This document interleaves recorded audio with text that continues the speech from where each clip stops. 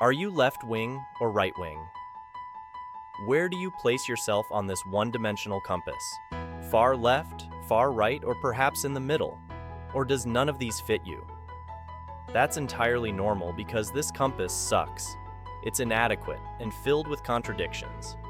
We need a better compass, something more consistent and understandable. What? Do you have something better? Let's take a look at that.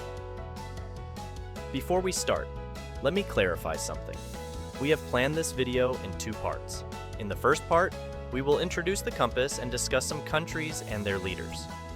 In the second part, we will examine some religions, ideologies, and historical figures. Unlike the previous compass, this compass is two-dimensional. It examines ideologies in terms of their tendencies to intervene in both social and economic aspects. The vertical axis represents intervention in social life from top to bottom, and the horizontal axis represents intervention in economic activities from left to right. The control mechanism here is almost always the state itself, although in some cases it could be the private sector controlled by the state. Another important point is that on this compass, the ideologies' positions relative to each other matter more than where they are located. In other words, using this compass, we learn about an ideology's situation relative to another. Let's take a closer look now. In the top left red square, ideologies suggest that both the economy and individuals' social lives should be governed by specific rules. Ideologies in the blue square, on the other hand, argue that the control mechanism should intervene in social life, but not in economic activities. Does this sound familiar? Green square, we see the opposite of the blue square. Ideologies in this area advocate for intervention in the economy, but not in social life. Does this ring a bell? Finally, the yellow square is where ideologies that oppose intervention in both economic and social activities are located. If you noticed, I asked if these ideologies in the blue and green regions sound familiar to you.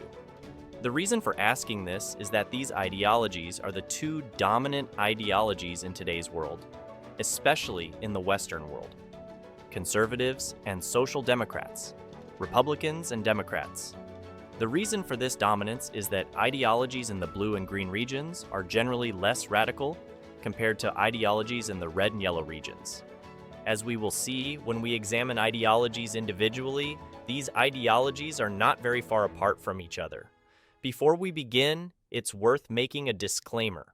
All the statements in this video are based on in-depth research we conducted, and they may not fully reflect the truth. Now, let's examine the positions of some countries on the compass. After that, some individuals. Starting with the United States, it's a challenging country to begin with because it's actually made up of 50 different states, each with its own laws and cultures. So, when placing Texas here, we could place Washington there. However, we can take an average, I guess. While the United States was progressive in terms of founding principles, especially during its formation, it intervened in social life, particularly due to slavery. There was almost no intervention in the economy during the founding period. So, it was located in these regions during the founding period. However, as time passed, the country changed, leaning towards more intervention in the economy while becoming more liberal socially. That's why it started moving to these regions on the map. In the European Union, there's a similar challenge. The European Union consists of 27 independent countries, making it difficult to make definitive statements. While Hungary is placed here, Ireland is placed there. But again, if we talk about an average, the EU is right here. This is because taxes are much higher compared to the US, which means the state takes money from companies to manage itself. Despite this, they have a more open culture compared to the US. The United Kingdom, as a former EU member, is in a similar position to the EU, with slight differences, of course. The UK never joined the Schengen area, meaning it is a more closed country to different cultures. However, it prefers less intervention economically, so it is located here. Before the collapse of the Soviet Union, it was governed by socialism, so the economy was entirely in the hands of the state and, consequently, bureaucracy. Individuals couldn't control their capital, and in most cases, they couldn't live the lives they wanted. People with ideologies other than the government's official ideology either disappeared or were forced to work in gulag labor camps. That's why it is located here. Russia started to liberalize, especially in the early years after the collapse of the USSR. However, with Putin gaining power, the state began to control everything again. For example, LGBTI activities were banned, and even though economic activities were not directly controlled by the state, they began to be controlled through oligarchs chosen by the state. Russia wants to control both the economy and social life, so it is located here. China is not much different. The biggest problem with China is that it is a closed box. Almost every piece of information we get from China is what China says about itself. This information is not very open to external observers. In addition, many US products are banned in China. So, the Chinese government tightly controls its people. In addition, the private sector in China is entirely dependent on the state. So, if you start a company in China, you have no chance of being successful if you are against the Chinese government. China wants to tightly control both the economy and social life. Anyway, let's talk a bit about individuals now. Firstly, where are you? According to the analysis based on YouTube data, we have determined your average position. Your position is exactly here. Please also let us know where you place yourself in the comments. Donald Trump, an interesting person, but from many of his statements, we know he doesn't like state intervention in the economy. Maybe because he is a businessman himself.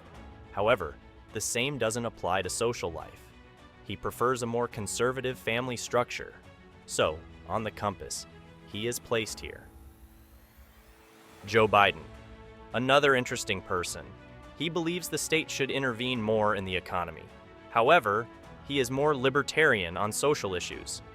Unlike the United States, countries like Russia and China are more like leader countries. That is, leaders are very powerful in these countries and directly determine their country's policies. So, if we placed Russia and China on the compass where we did, we can place Putin and Xi Jinping there. Finally, let's talk about someone who has just been elected president, Javier Milei. If you haven't heard of him before, I recommend researching, because he is a very interesting person. He is completely against state intervention in the economy. He believes central banks should be closed. He even repeated this idea after being elected and said he would implement it. In addition, he thinks activities like organ and drug trafficking should be legal. So, he is radical in terms of both economic and social freedoms. However, he is against euthanasia and abortion. So, he is placed here on the political compass. That's all for now. See you guys until the next part.